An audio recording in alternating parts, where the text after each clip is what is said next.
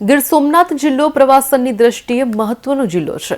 પ્રથમ જ્યોતિર્લિંગ સોમનાથ મહાદેવના મંદિર ઉપર પ્રાચીન તીર્થ પણ આધ્યાત્મિક દ્રષ્ટિએ ખૂબ જ મહત્વનું સ્થળ છે।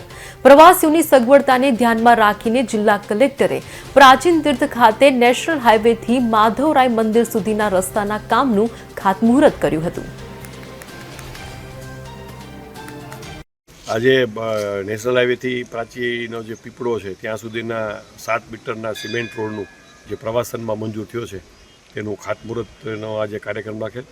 બીજો 5.5 મીટરનો રોડ છે જે પાછળ બાયપાસ છે એનો પણ આજે સાથે જ એમાં એ ટેન્ડરમાં એમાં ઇન્ક્લુડેડ છે અને એ પણ રોડ છે થઈ જશે અને મને આશા છે કે સમય મર્યાદામાં રોડનું કામ પૂરું થઈ જશે।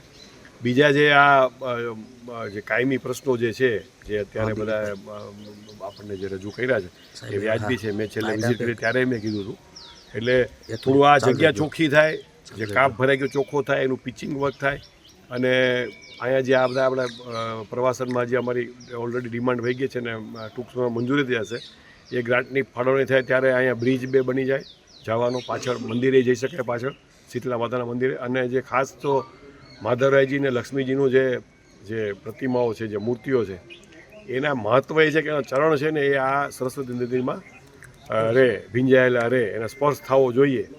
તો એ અત્યારે જોવું ને તો આમાં થોડું લીલ એવું થઈ જાય છે કારણ કે થોડું ડિઝાઇનમાં ફેરફાર કરવાની જરૂર છે એટલે ત્યાં સ્લીપ માણસોને લીલના કારણે પડવાના પ્રશ્નો થાય છે। તો એવા આપણે એવું આયોજન કરીએ કે પાણી ચોખ્ખું રહે અને જે આ પથ્થરો જેવા આપણે નવા નાખીએ કે લોકોને લપસવાનો અને લીલનો પ્રશ્ન ના રહે।